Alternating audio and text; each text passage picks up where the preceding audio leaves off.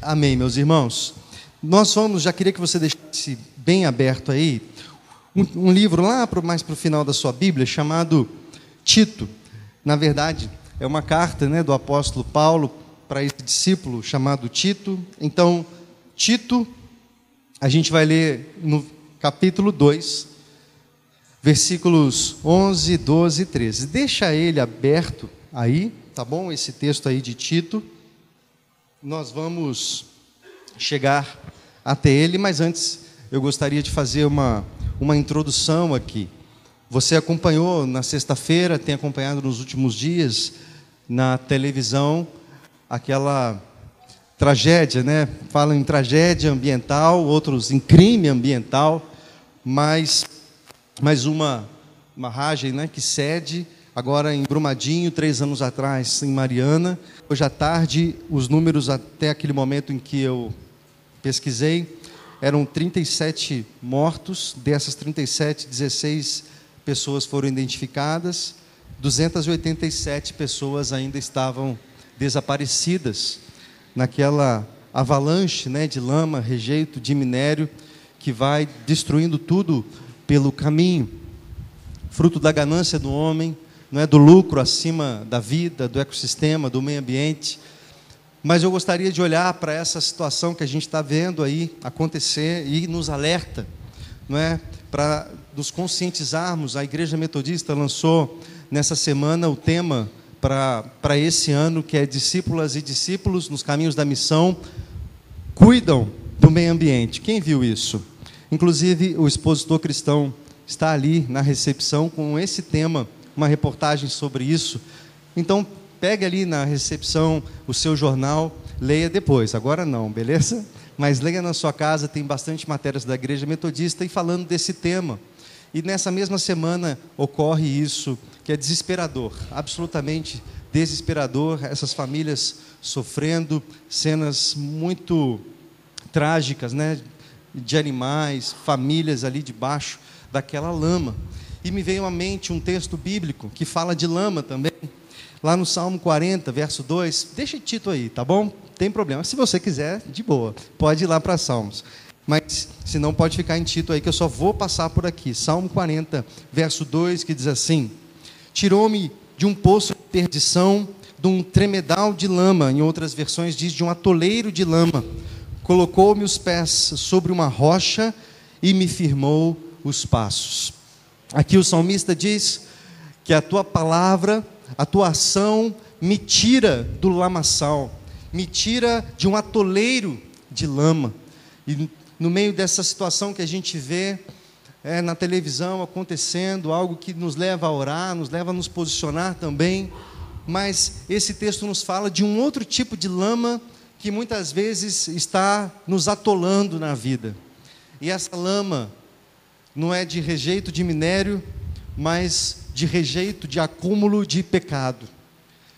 O pecado, queridos, nos afasta de Deus, o pecado nos atola, trava a nossa vida, nos distancia do Senhor, nos deixa completamente secos, e às vezes nós estamos num culto, olhamos para o lado, tem alguém chorando, olhamos para o outro, tem alguém na presença de Deus, e a gente fala: por que que eu não sinto nada? Por que que comigo não funciona? Por que que comigo eu não sinto nada, eu estou seco? E queridos, existe só uma coisa que te distancia do Senhor, que faz com que você não experimente mais da presença dEle, que faz com que as suas orações sejam interrompidas. E eu gostaria de fazer um cenário aqui com vocês, na palavra, para que você entenda a seriedade que é o pecado. Assim como aquela avalanche de lama, de rejeito, de minério, foi destruindo tudo pelo caminho, e em Mariana, os desastres ambientais, chegando no Rio Doce e destruindo, inimaginável, sabe, uma destruição que até hoje não sabe contar. O pecado faz a mesma coisa nas nossas vidas. O pecado faz a mesma coisa na sua família. Destrói seu casamento, destrói seus relacionamentos, destrói a sua vida espiritual, destrói o seu ânimo, te traz tristeza, te traz depressão, te traz ansiedade, te traz aquele desconforto, onde Por mais que as coisas contentes estejam acontecendo, você parece que não é alcançado. As coisas acontecem para as pessoas, mas parece que para você não vai. E mesmo que algo aconteça, é pontual, porque lá no fundo você se sente sozinho, você se sente solitário, você sente que a sua vida não tem propósito, não tem um destino, não tem um sentido. Esse é o resultado do pecado nas nossas vidas. A Bíblia não esconde isso. Romanos 6:23 diz: o salário do pecado é a morte, é a desconexão de Deus. Deus é a vida, o zoe. O pecado traz morte, traz separação. Isaías 59, verso 2 diz assim: as suas iniquidades fazem separação entre vós e o vosso Deus, e os vossos pecados encobrem o seu rosto de vós, para que não vos ouça. Olha só isso aqui. As suas iniquidades fazem separação entre vós e o vosso Deus. Os seus pecados fazem com que Ele encubra o rosto sobre você. Deus é a luz. Naquele texto que a gente leu, 1 João, capítulo 1, no versículo 8. Se você ler o contexto, 5, 6 e o 7, você vai ver que Deus é luz. E não há como compactuar com trevas. Não há como a gente querer experimentar a presença plena do Espírito Santo, que é a luz plena, se estivermos em trevas, se estivermos em pecado. E é por isso, querido, que você precisa abrir seus olhos. Talvez você tenha alguns pecados de estimação na sua vida, pecados que ninguém sabe, nem a sua esposa, nem seu marido, talvez sua mãe, seus amigos mais chegados não sabem. Mas são pecados ocultos, pecados não confessados, pecados não revelados. Eu quero dizer, querido, que se você não confessar, não encontrar um arrependimento genuíno, é como se você estivesse atolado na lama. É como se você estivesse submerso. Você não consegue nada. Nada vai dar certo. Nada vai para frente. Isso é tão sério, queridos, e às vezes a gente não se dá conta, porque no ano passado, e eu me parei pensando, creio que o Espírito Santo, ministrando no meu coração nesse sentido, porque nós no ano passado falamos muito sobre graça. Ministrei assim várias pregações, ministrações, aulas, falando sobre a graça de Cristo Jesus, dizendo que a graça é um favor imerecido, um presente de Deus que você não merece. E a Bíblia nos fala sobre isso exatamente, não é? A salvação, por exemplo, é um presente de Deus para você. Você recebe pela graça dele, não há mérito para que você seja salvo. Isso é verdade. O problema da gente compreender só em parte isso, é que nos leva para um extremo do relativismo, de uma palavrinha que chama licenciosidade, que significa abusar da liberdade. Então a gente pensa, se ele me ama, se eu sou salvo não pelo meu mérito, e sim pela graça dele, então esse pecado aqui é tão inocente, esse pecado aqui não causa tantos estragos, não tem problema, afinal de contas, eu continuar com ele, não tem problemas eu continuar com essa prática. E a gente vai para esse extremo do relativismo, e a juventude às vezes diz, não tem nada a ver, não é? Não, meu namoro está assim, mas não tem nada a ver, são os novos tempos, né? É a pós-modernidade, já falam que a gente já passou da pós-modernidade, a gente está na hipermodernidade. O tempo está passando, as coisas mudaram e a gente relativiza aquilo que a Bíblia não relativiza. E no nosso culto a gente confunde a adoração a Deus com frequentar uma igreja, frequentar uma denominação e ser fiel à denominação, nos confundindo essas práticas que são positivas e são importantes com aquilo que Deus espera de nós. Se você quiser abrir comigo, mas deixa em Tito aí que eu vou chegar lá.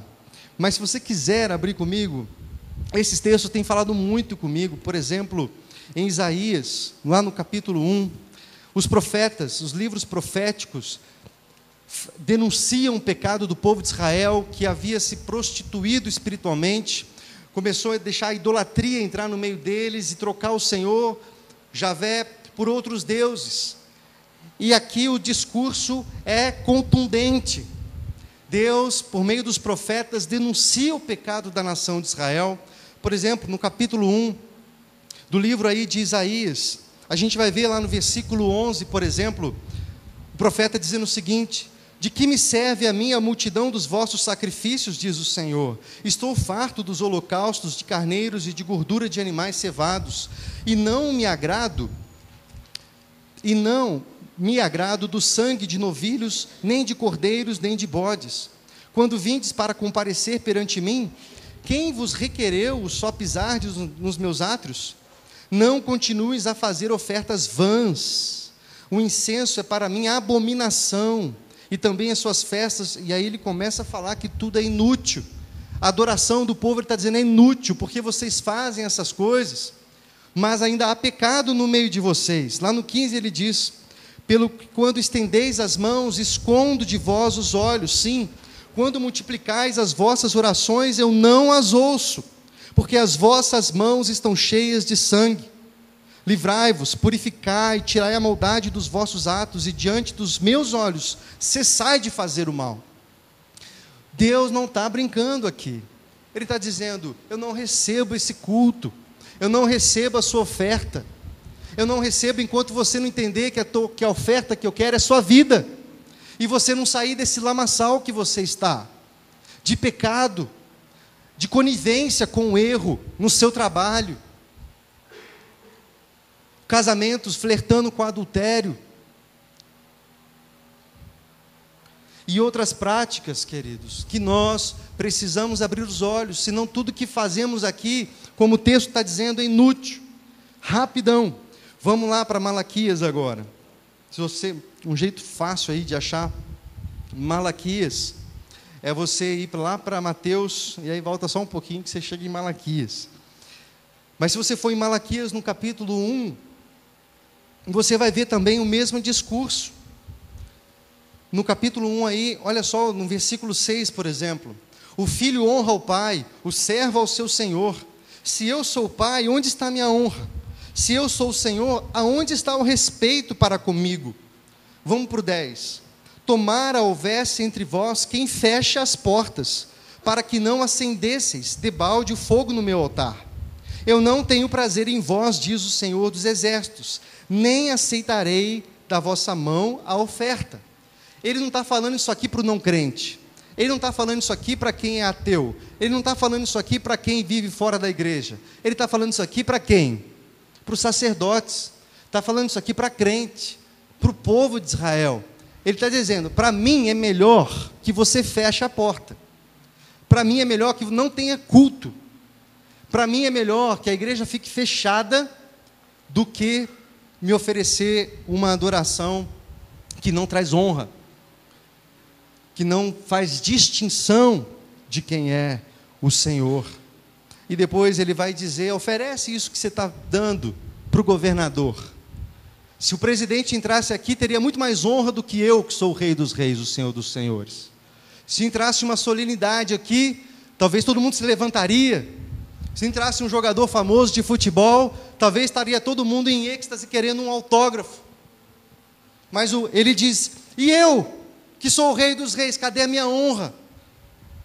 Isso é o melhor que você pode fazer? É o que ele está dizendo.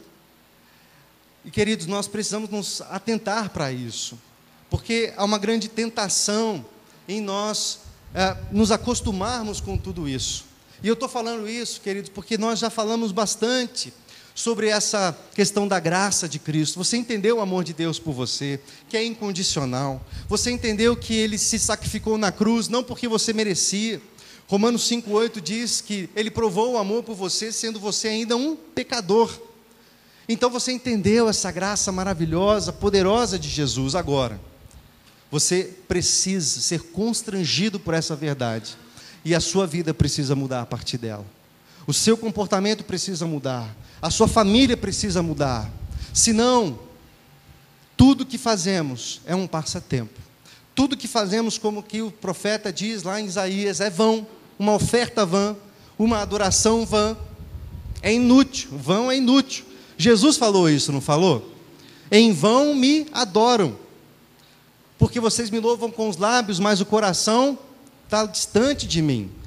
Adoração vã, adoração inútil, que não alcança a Deus, alcança pessoas, alcança quem está olhando, mas não alcança o coração do Pai. Agora vamos lá para Tito, queridos. Agora sim, vamos lá para Tito, capítulo 2. Olha só o que o apóstolo Paulo diz. Portanto, esse portanto dá a entender de que ele está se referindo ao que está acima, e eu vou citar daqui a pouco. Portanto, a graça de Deus se manifestou salvadora a todos os homens, educando-nos para que, renegadas a impiedade e as paixões mundanas, vivamos no presente século sensata, justa e piedosamente, aguardando a bendita esperança e a manifestação da glória do nosso Deus e Salvador, Jesus Cristo. Nesse texto, o apóstolo Paulo está dizendo que a graça de Deus traz salvação. Você não me ouviu, vou te dar uma oportunidade aí. O texto no versículo 11 diz que a graça de Deus se manifestou, trazendo salvação a todos os homens. Amém? Você está incluído aqui, você? Amém? Glória a Deus, isso é maravilhoso. Essa é uma verdade poderosa, isso tem que mexer com você. A graça trouxe salvação.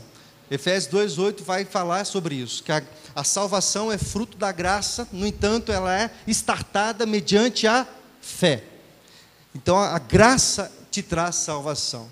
Mas o texto continua, querido, dizendo que a graça não apenas traz salvação, mas a graça, ela te educa, te regenera, ela tira toda a paixão mundana, ela faz com que você viva o presente século de forma sensata, justa e piedosamente.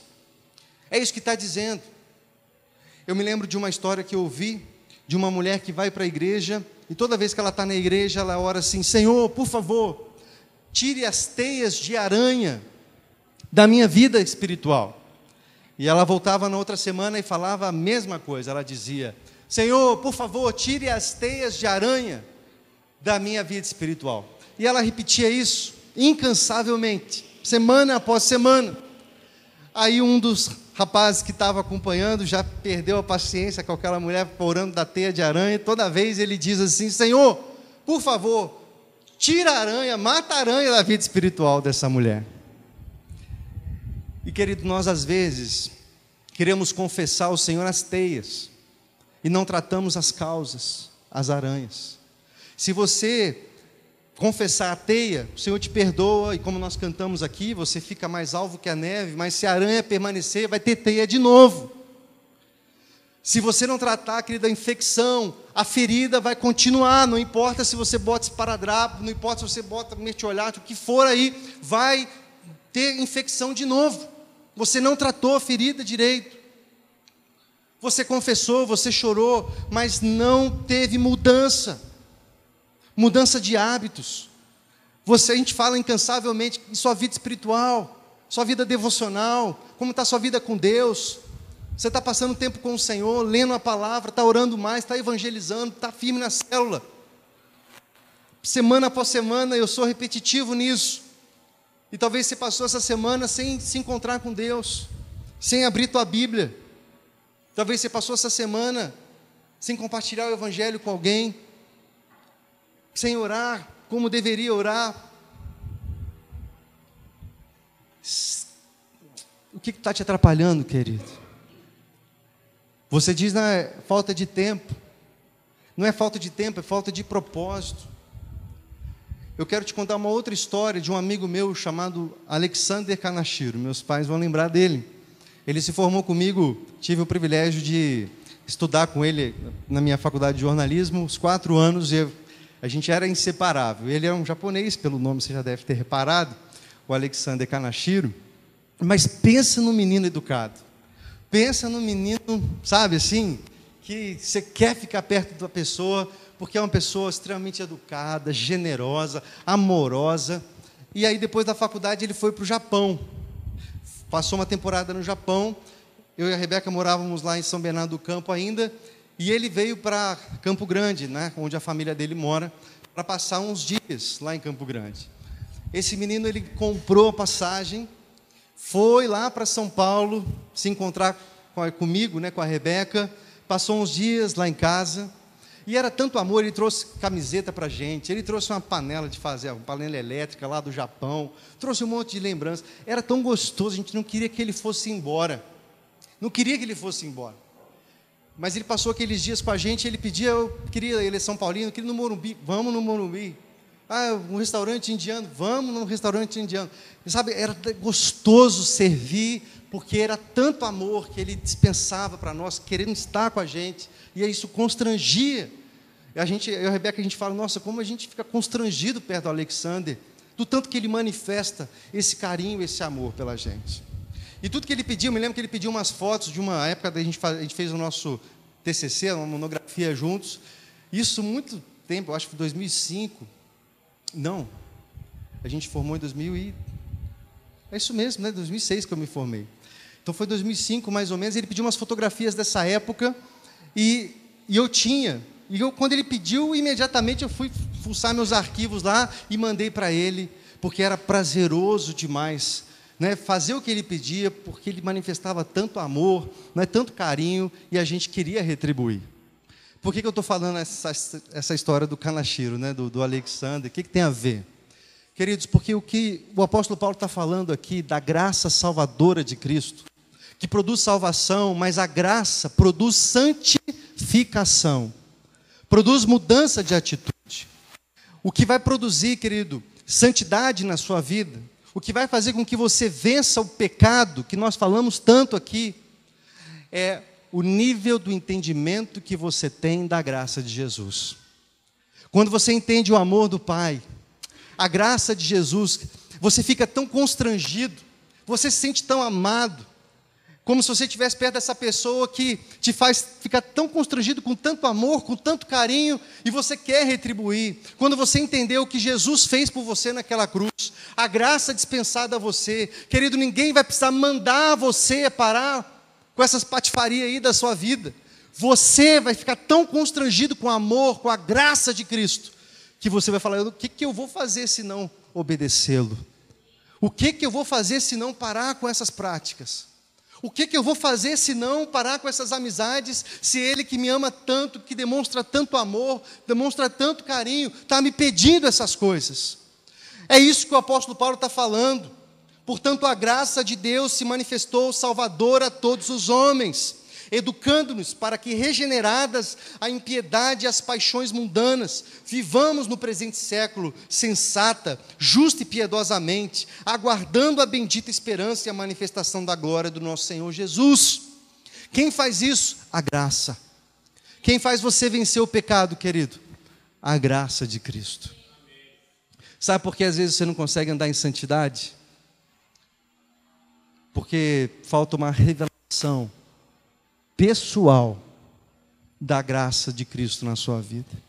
Quando você entendeu o tanto de amor que foi dispensado a você, quando você entendeu o tanto de perdão que foi derramado sobre a tua vida, quando você entender isso te constranger tanto, querido, você não vai ter outra opção a não ser obedecer a Jesus. E vai parar com essas falas, não, eu sou assim mesmo, não, é muito forte, eu fumo há tanto tempo, afinal de contas, eu bebo há tanto tempo. Pois é, pornografia faz tanto tempo, né? Meu casamento nem está tão bem assim, né? Então, poxa, aquela mulher olhou para mim. Você vai parar de dar desculpa, querido. Porque há uma coisa te constrangendo.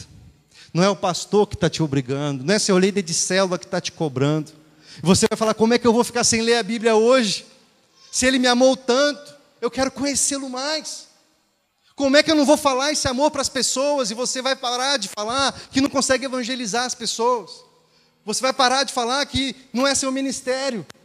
Porque quando você entender, tiver uma revelação pessoal da graça e do amor de Cristo pela tua vida, você não tem outra opção, querido, a não ser entregar a sua vida a Ele. A não ser um testemunho vivo nessa geração. O que produz santidade na sua vida, querido?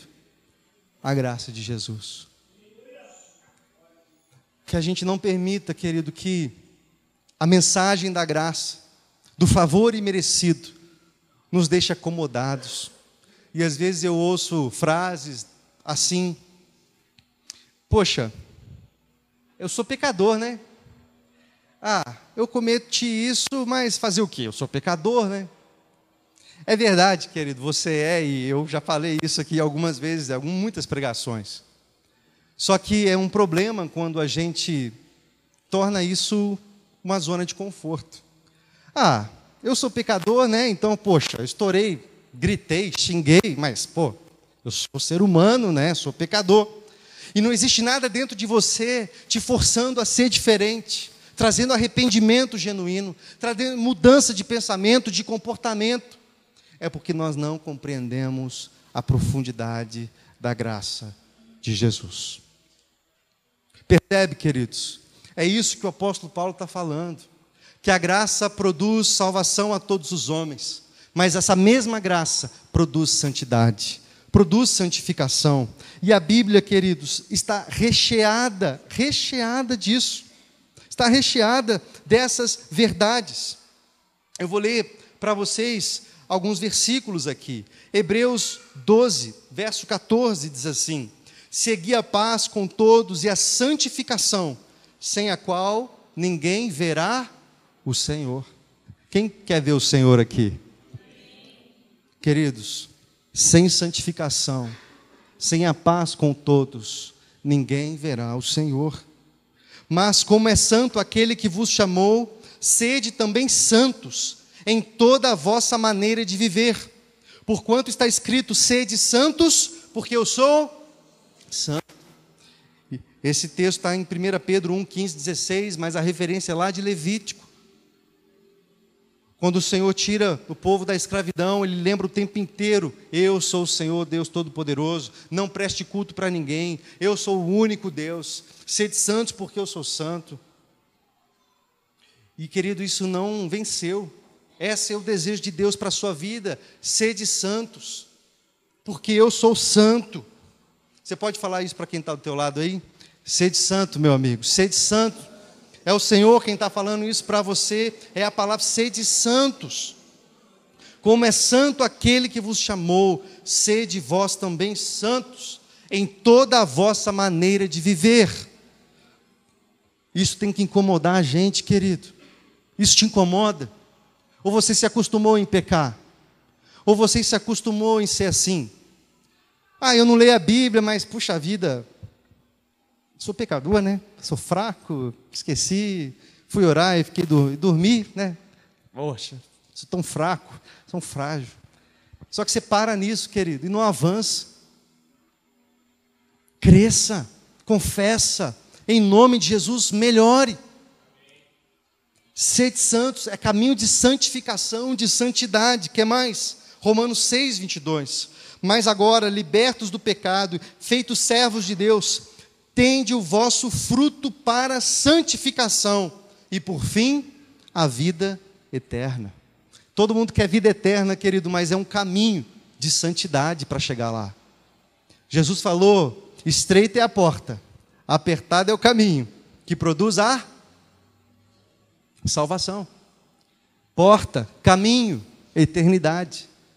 Não tem atalho, meu irmão. Não tem atalho. É vida reta, é vida em constrangimento, é vida em profundo arrependimento com o Senhor. 1 Tessalonicenses 4, 7 diz: porque Deus não nos chamou para a impureza, mas nos chamou para a santidade. Josué 3, 5 diz assim: disse Josué ao povo: santificai-vos, porque amanhã o Senhor fará maravilhas no meio de vós. Vou te dar mais uma chance aí, tá? Santificai-vos, porque amanhã o Senhor fará maravilhas no meio de vós. Cara, eu quero maravilha na minha família, eu quero maravilhas nessa igreja. Você não quer também? Ele está dizendo: santidade. Se santifica hoje, você vai ver bênção amanhã. É que a gente quer ver bênção amanhã, mas não quer plantar hoje, não quer ser semeado hoje. Quer ter um casamento restaurado, mas você não investe tempo. A gente teve sábado aqui um encontro de casais. Muitos faltaram. Você quer que seus filhos estejam na presença de Deus, mas às vezes não estimula que ele esteja nos cultos, não esteja na célula. Você quer ser próspero, você quer um emprego melhor, não faz um curso. E não é por falta de dinheiro, tem plataformas na internet que você faz cursos maravilhosos por R$19,90. Udemy, uma delas, né? Muitos aí já estão fazendo cursos de todo tipo, faz, estuda, aprimora, cresce. A gente quer a bênção amanhã, mas hoje a gente está na procrastinação. Deixa para depois. Hoje eu não consegui ler a Bíblia, hoje eu não consegui estudar, hoje eu não consegui trabalhar tão bem. Amanhã, depois. Santidade, deixa para depois. Célula, deixa para a semana que vem. Querido, o Senhor está chamando você, está me chamando para um tempo novo na presença dEle. Um tempo de colheita, um tempo de vida, um tempo de restauração. É tempo de acordar. É tempo de dizer não para o pecado, de vencer o pecado. Mas eu quero dizer, você não vai vencer o pecado com a tua força de vontade. Você vai vencer o pecado com a força do poder que é no nome de Jesus. É a graça que te santifica. É a graça que te salva. É a graça que te regenera. É a graça que te faz uma nova pessoa. Vou finalizar com esse texto aqui de João. Nós, líderes de célula, estudamos isso na segunda-feira aqui. João 17 a 19, diz assim: Jesus orando, a oração sacerdotal. Jesus estava indo para a crucificação, ele ora assim: santifica-os na verdade, a tua palavra é a verdade. Assim como me enviaste ao mundo, eu os enviei ao mundo. Em favor deles, eu me santifico, para que também eles sejam santificados pela verdade. Jesus está orando, pedindo várias coisas ao Pai por seus discípulos, e uma dessas coisas que ele pede é: Pai, santifica-os na tua verdade. A tua palavra é a verdade. Se você quer santidade, querido, você vai precisar da palavra da verdade. Chega de desculpa, se você não consegue ler, tem audiobook da Bíblia, pede para alguém ler, vai estudar, vai crescer. Você precisa, é a palavra que te regenera, é a palavra que muda a tua história. Nós vivemos num tempo em que pessoas acham que precisa de um ungidão, um pastor ungidão para botar a mão na cabeça, e se aquele pastor orar por mim, eu estou salvo. Eu estou liberto, a minha vida mudou. Querido, quero te dizer que isso é mentira do capeta. Você precisa da Bíblia, você precisa da palavra de Deus, você precisa se relacionar com o Senhor. Você não precisa de um ungidão botando a mão na sua cabeça. Você precisa do Espírito que te convence e te leva a toda a verdade. Mas para isso, meu irmão, minha irmã, em nome de Jesus, entenda, tem que ter o esforço, tem que sair da zona de conforto, tem que se esforçar para permanecer. O apóstolo Paulo diz: eu esmurro o meu corpo, eu reduzo ele à escravidão, para permanecer firme até o final. O apóstolo Paulo está falando isso, no final da vida eu estou esmurrando meu corpo, eu não quero que a minha carne fale mais alto, eu estou me negando, eu estou me renunciando, morrendo, para viver a vida eterna em Cristo. Só que a gente quer viver na carnalidade e querendo bênção, quer viver respondendo aos anseios, às paixões carnais e cobrando de Deus resposta. Quando que a gente vai acordar? Quando que você vai perceber, querido, que você precisa mudar a sua postura para você salvar seu casamento? Você não precisa de uma pílula mágica para você salvar a sua vida financeira. Você não precisa de uma pílula, de uma varinha de condão. Você precisa fazer conta. Você precisa botar as contas no papel, meu irmão. Ter vida mais simples, parar de gastar. Ir para o padrão que Deus quer que você viva. Administrar melhor, não é de mais dinheiro que você precisa.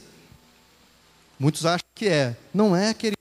Talvez se Deus te der mais dinheiro, você vai aumentar suas dívidas e não vai pagar suas contas. O que você precisa, querido, é do conselheiro, do bom conselheiro, do maravilhoso conselheiro, que é o Espírito Santo, te guiando em todo caminho, em toda a verdade. É disso que nós precisamos, ser constrangidos com a verdade. Esse texto de Tito que nós lemos vai falar algumas palavrinhas muito importantes. A primeira dela fala de renúncia. Renunciar toda impiedade. Toda impiedade. E depois lá no final fala de remissão. Que Cristo nos remiu, nos comprou e agora nós somos dele. E a gente precisa parar de viver como se a gente mandasse. Como se a força do nosso braço fosse resolver as coisas. E começar a viver na presença do Senhor, em profunda santidade. Nesse texto que a gente leu, voltando aqui para finalizar, quando Jesus ora para que Deus santifique os discípulos, tem uma frase aqui que me choca, que me perturba, quando ele diz o seguinte: em favor deles eu me santifico, para que também eles sejam santificados pela verdade. Jesus dizendo que está se santificando, mas por quê? Se Jesus é santo, Jesus é Deus, como que Jesus está se santificando? É porque, querido, o termo santificação, santidade, santo, vem da raiz separado. Jesus está dizendo, em favor deles eu me santifico, eu me separo, eu me dou, eu renuncio à minha vida. Por isso que o apóstolo Paulo está falando de renúncia aqui também, lá em Tito. Porque, querido, santidade tem a ver com renúncia. Dizer não para o pecado, dizer não para as suas paixões, para os seus desejos, para a sua carne, e começar a viver a vida de Deus, a vida de uma pessoa arrependida, a vida de uma pessoa que se encontrou com Jesus. Isso é renúncia. Jesus está dizendo, em favor deles eu me renuncio, eu vou para a cruz, eu me dou, eu me semeio, eu escolhi, não foi ninguém que me prendeu no meio da noite, puxa, não consegui escapar, pegaram Jesus, não, ele falou, eu me dou, eu escolhi. E queridos, nós precisamos escolher esse caminho, porque é o único. Se você quiser porta larga, de prazeres, de conforto muitas vezes, você pode estar bem distante do seu Criador e do propósito dele para a sua vida. Se você não entendeu que o Evangelho te coloca renúncias, talvez você tenha ouvido sobre um outro Evangelho. A palavra de Cristo é a verdade, ela te santifica. A graça te salva, mas a graça te santifica. A graça te salva, mas a graça te faz vencer o pecado. Se você quer vencer o pecado, querido, saiba que você só vai conseguir isso quando você tiver uma revelação pessoal do que aconteceu naquela cruz 2000 anos atrás. Se para você aquilo é só uma história que alguém te contou um dia e você concordou e está aqui, mas isso não mexe com você, temos um problema muito sério aí. Não vai funcionar a sua vida cristã. Vai ser estéril, sem fruto, sem resultado. Vai ser forçada, vai ser chata. Putz, igreja de novo, célula, não aguento mais, vai ser chato. Não tem vida, não tem prazer. Você precisa se encontrar com a graça de Cristo. Assim como eu, relacionando com o meu amigo Alexander, ficava constrangido, queria agradá-lo, queria responder, porque ele me amou primeiro e eu queria responder esse amor. É assim que funciona com Cristo. Quando você entende o que aconteceu por você, o seu sinal, querido, é abandonar o pecado. O seu sinal é voltar para os braços do Pai, em arrependimento, com o coração contrito, com o coração regenerado. Você quer vencer o pecado, querido, na sua vida? Amém? Então para de orar pelas teias e começa a orar pela aranha. Para de pedir perdão do pecado e começa a pedir para Deus te libertar do pecado. Percebe a diferença entre pedir perdão por um pecado específico e depois na semana seguinte ou no dia seguinte ou horas depois você está mergulhado no pecado de novo? E começa a pedir para Deus te libertar do pecado por meio da graça dele, te levar a uma vida em santidade, uma vida que reluz a graça, a glória, e ninguém ao seu redor vai resistir aquilo que está acontecendo no seu coração.